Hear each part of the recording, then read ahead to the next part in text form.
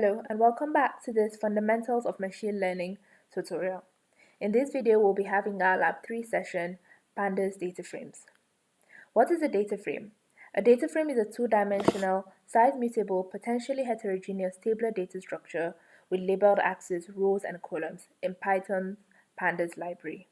It is one of the most commonly used Pandas objects for data manipulation and analysis. Why use data frames? So we use it because of its flexibility, functionality, integration, and ease of use. So if you've used Excel files or comma-separated values before, you should understand data frames easily. So let's look at our first code example, creating and manipulating a data frame. So here's how to create a data frame from a dictionary of Python list. First, you need to import pandas as PD. So you can remember the alias key and the imports keyword. So we spoke about this in the previous video, so you can also look at it to remind yourself about it. So let's look at this. I remember we used Google Colab previously. So in this tutorial as well, you can use Google Colab. So remember, click on File and then New Notebook. And then you can create a new code block with this or this. So let's start coding. So here we can import pandas as PD this way. So we don't have to type pandas every time, we can simply type PD. So in the previous video as well, we went through dictionaries and lists. So we're going to create our own data, and the keys are going to be our column names, and each column will have its data using lists. So let's copy this so we can understand it better. So create a new code block. It will be this way. Okay. So remember variables as well. So here data is the name of our variable, and in this variable we'll have the following values. We have a dictionary. We have a key with the value here, a list, key here with its value here, another list, key, and value. So let's run this. So remember, this is just creating a variable of dictionaries with lists, of a dictionary with lists. So now let's try to convert this to a data frame. And to do that, you just need a data frame constructor this way.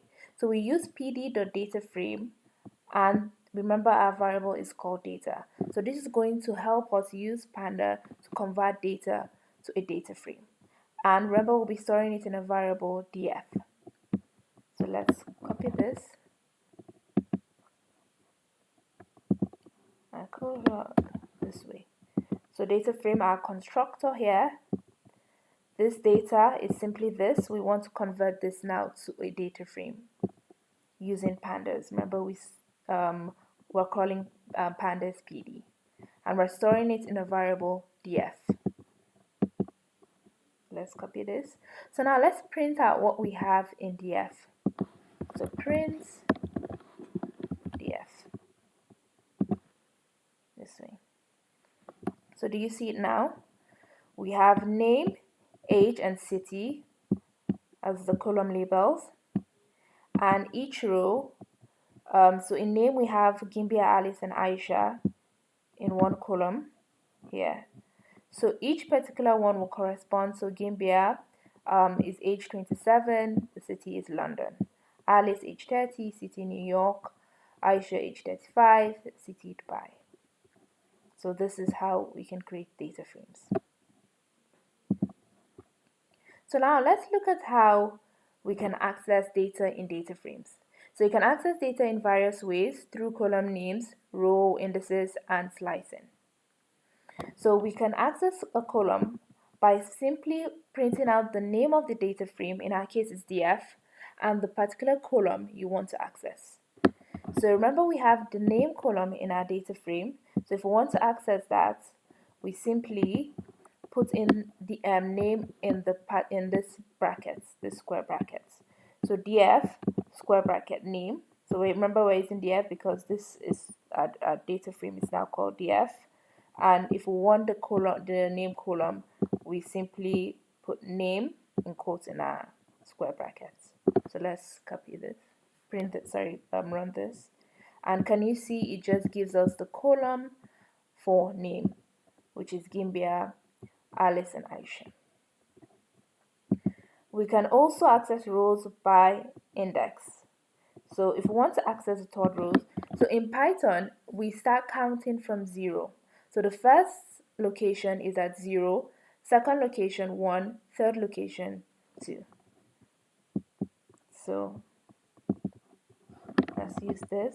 So df, the iloc will give you the location, and then 2, you want to print out the second index.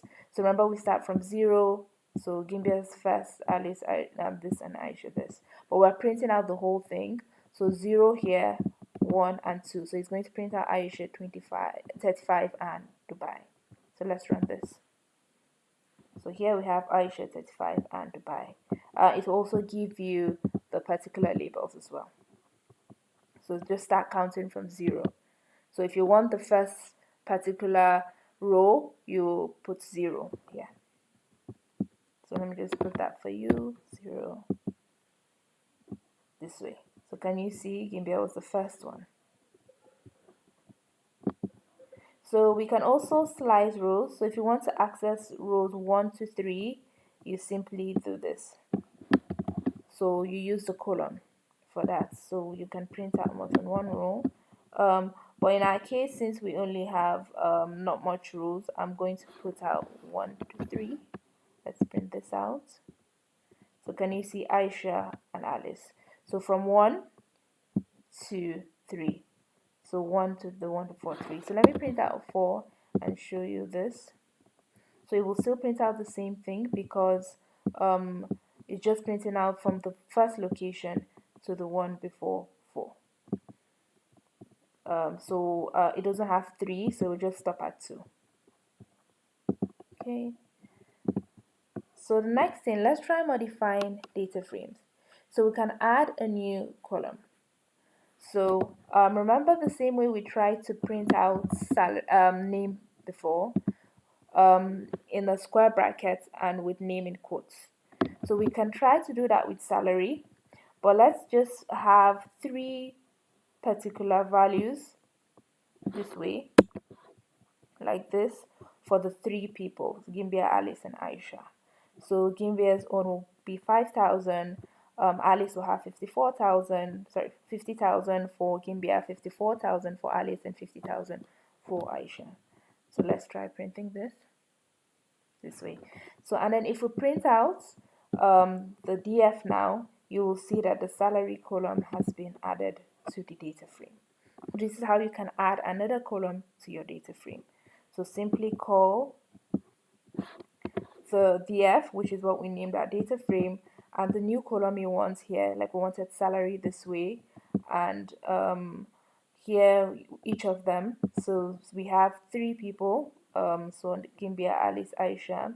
So when you're putting your salary, the ones for each of them. So 50,000, 54,000, 50,000 for each row. And then you can print it. So the reason it was able to print is because we had print df. That's why you saw this output. So let's go to the next part. We can also modify an existing column. So let's say we want to say that the location where age is greater than 40, the salary should be 65,000. This is how you can do it. Yeah, this way. So df the location, this with the age is greater than 40. For salary, we want it to equal to 65,000. So can you see age column? So it's going to check the age column where age is greater than 40, and for that we want the salary to be 65,000. So let's print that out here. So it's still the same thing because none of our ages here are above 40. So let's try 30. Print it out. So can you see since Aisha is 35 years of age, the salary is now 65,000. Also note it didn't change that one for Alice because it says greater than 30, not greater than or equals to 30. So if I were to put, let's say, 29 here, it will have that for Alice. So let me just run this again because this is the value I want. I can just leave the values the same way, this way. So you can also delete a column. So let's try deleting the age column. And to do that, we use drop. We can use drop for that. So let's do this. Also, please note, I'm printing this to show you the output of this. So if we put df the drop age axis equals to 1, so we'll come to what this axis means in place is very soon. But for now, we're just dropping age. But okay, anyway, axis depends on whether you want the rows or the column. In place means whether you want to replace what you currently have or create something new. You'll see that soon. So let's try to drop age. So can you see age is no longer part of df? We have dropped it. So I'm just going to run this here so I can have age again, the previous data, and I also still want salary. So now let me print out df. Let's see if it happens, if it's back, because I ran the first code we had. Okay, so it's back now. But here when I put drop age, it removed age from here. So I had to go to the top and then I ran this and this. So summary and key takeaways. So DataFrames provides a powerful, flexible, and easy to use data structure that has become the standard for data manipulation and analysis in Python. Whether you're clearing data, performing analysis, or feeding data into a machine learning model, DataFrame offers a range of functionalities that make these tasks efficient and straightforward. Also, let's talk about Inplace and Access. So Inplace and Access are common parameters used in various pandas DataFrame methods. So understanding these parameters is crucial for efficiently manipulating data within DataFrame. So let's look at Inplace. So the purpose determines whether to modify the original data frame directly or to return a new data frame with the modifications. So Inplace equals to true modifies the data frame in place. It does not return anything. While Inplace equals to false returns a new data frame with the modifications, leaving the original data frame unchanged. So this is the default behavior. So this is why when we dropped age, it affected the original df variable we had. But if you don't want that, you can simply put Inplace equals to false, so it will not modify the original one. So let's see. So, and it's also by default it equals to false. So unless you put Inplace equals to true, it is going to be equals to false. So let's try and modify now without modifying the original data frame. So let's copy this.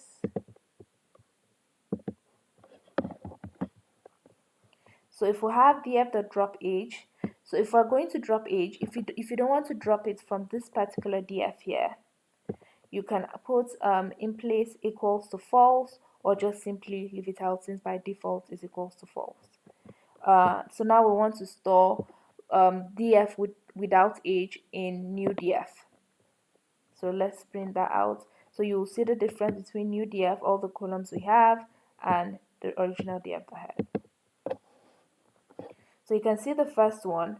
So the first one here, new df. So if you remember from the previous slide as well, .head simply prints out the first 5 rows. So that's why you're seeing this. So let's say we had like 30 rows in our data frame. It's only going to print out the first 5. But here in our case, we only have 3. So that's why it's only printing out 3. So if you have a new df equals to df.drop age, axis equals to 1, and you're storing that in new df, that means now it's going to give you df without age. So this original df will remain unchanged since we did not use Inplace equals to true. So now let's look at the another part of it. Okay, so this is what we ran previously. So let's see axis. So axis, the purpose specifies the axis along which an operation is performed. So axis equals to 0, axis equals to index, the operation is performed vertically along the index or rows. While axis equals to 1 or axis equals to column, the operation is performed horizontally along the columns. So suppose you have the same data frame df and you want to drop the age column and calculate the sum of a numeric column across all rows. So if you want to drop a column, remember that's why we put axis equals to 1. So it's just going to go vertically and drop that like that. So just the whole column, sorry, it's going to, the operation is performed horizontally, so it's going to take that whole column out of it, the age one, so each particular horizontal part. So calculating the sum of the salary column across all rows. So here, let's say we have total salary, and in our DF salary, remember this DF salary will calculate the salary column. So if you put dot sum axis equal to 0, it is going to use that and perform that vertically. So here it sums down the rows for the salary column. So let's run this and see.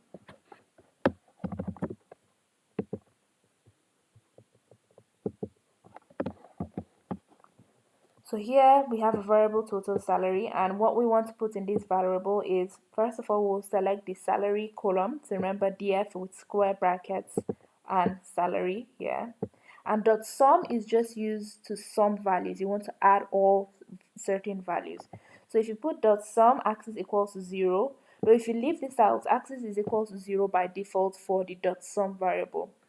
So if dot sum axis equals to 0, you're going to sum down the rows for the salary column. So it's going to go to the salary column and take that part, and for each of the rows for that particular column, it's going to sum everything up. So let's run this. 154,000. So if you look at this salary column, if you add 50,000, 54,000, and 50,000, it's going to give you 154,000. So that's all for our data frame session. In the next tutorial, we're going to try to predict house prices with Python, and we're going to use our own data sets first of all before we use the normal data set from online. So we'll import the libraries, we'll create a data frame, we'll see feature engineering techniques, we'll split the data set, we'll build and train the model, and so on. We'll also evaluate using the mean square error. So you can also check the linear regression tutorial to linear regression video to see how to refresh your memory about linear regression. So see you in the next video. Thank you.